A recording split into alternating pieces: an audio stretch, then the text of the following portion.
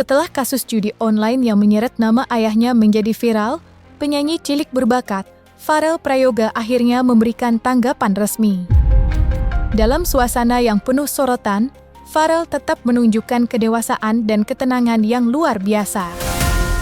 Meskipun isu tersebut menjadi bahan perbincangan hangat di masyarakat, Pharrell dengan bijak memilih untuk tidak terjebak dalam polemik yang bukan merupakan tanggung jawabnya.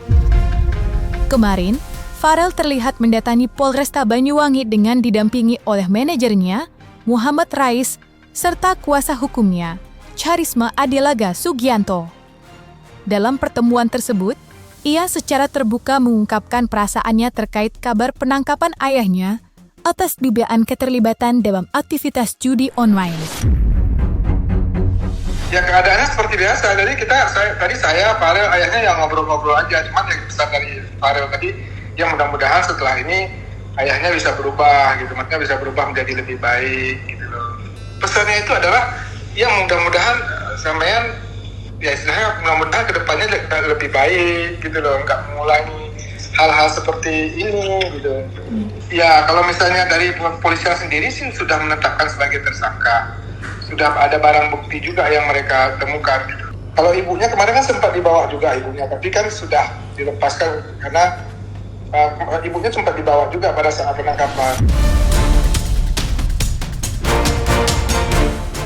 Pharrell Prayoga, penyanyi cilik asal Banyuwangi, memang telah mencuri perhatian masyarakat sejak membawakan lagu Ojo Dibanding-Bandingke. Penampilannya yang memukau saat menyanyikan lagu tersebut viral di media sosial. Hingga ia mendapatkan kehormatan luar biasa, diundang untuk tampil di Istana Negara pada perayaan Hari Kemerdekaan. Sejak itu, popularitas Pharrell melonjak tajam. Dalam waktu singkat, ia menjadi salah satu penyanyi cilik paling sukses di Indonesia. Bahkan, tarif sekali manggungnya dikabarkan mencapai ratusan juta rupiah, sebuah pencapaian fantastis untuk seseorang di usianya. Namun, di tengah gemerlap karir Pharrell, muncul kabar yang mengejutkan. Ayah Pharrell, yang semestinya menjadi salah satu orang yang mendukung kesuksesan anaknya, justru diduga menggunakan sebagian uang hasil kerja keras Pharrell untuk berjudi online.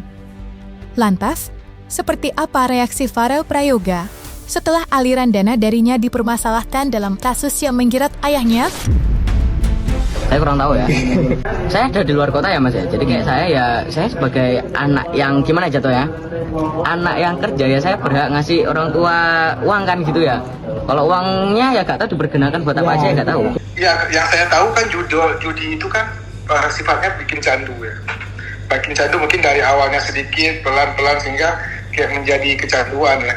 Kecanduan, dan saya pikir ya judi itu nggak ada saya menemukan orang yang judi itu menjadi kaya, nggak ada gitu loh. Yang rata-rata pasti hancur kan. Kita tahu bahwa judi itu pasti bikin hancur. Pharrell itu udah nggak terkejut dengan masalah ini gitu loh. Dan kita sendiri juga kita tidak membenarkan yang namanya salah ya tetap salah gitu loh. Yang namanya orang salah ya dihukum kan gitu ya. Gitu. Jadi dia legowo banget, jadi udah siap banget gitu loh. Saya kan melihat memang mental dia itu ya karena dia dasarnya kan dari pengamen jalanan di pasar dulu ya. Jadi mentalnya itu udah terbentuk banget dari dulu ya, dari dia kecil ya dia ngamen gitu ya.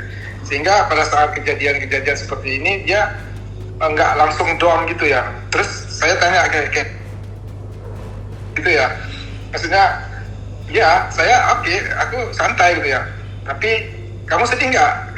Ya enggak. Maksudnya kan ayahku bukan dihukum itu kan bukan dibunuh. Dihukum itu karena ada kesalahan kan gitu ya kata Pharrell itu. Nah tapi kalau urusan malu sedikit ya pasti ada lah, malu sama teman-teman sekolah gitu loh. Karena itu kan ayah kandung dia gitu kan. Itu aja sih.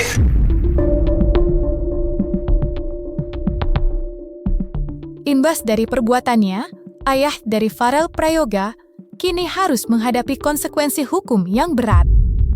Pihak kepolisian telah memastikan bahwa ia akan dikenakan pasal 303 Kitab Undang-Undang Hukum Pidana tentang tindak pidana perjudian.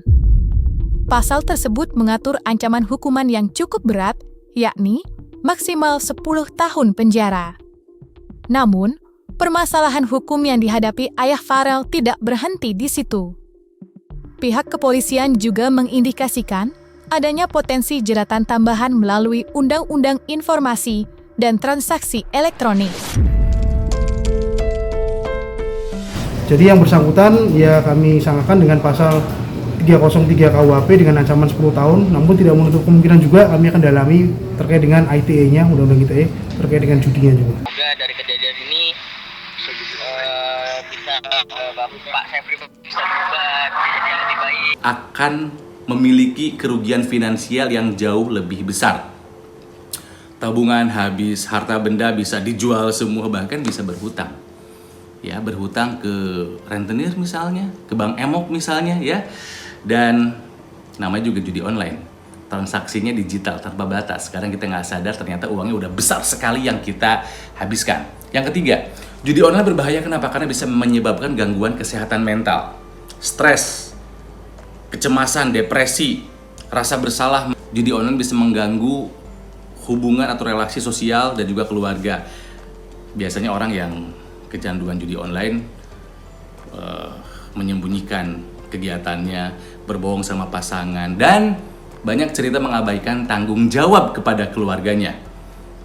Ending-endingnya ada konflik rumah tangga, perceraian, bahkan sampai KDRT. Pemerintah saya pikir harus hadir di sini, bagaimana supaya bisa mencegah atau minimalisir lah yang namanya judi online ini.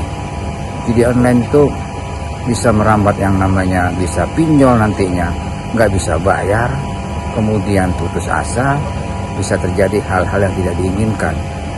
Nah, saya pikir ayo dong Komdigi, Kementerian Komdigi ini apa yang harus dilakukan untuk bisa memberantas judi online.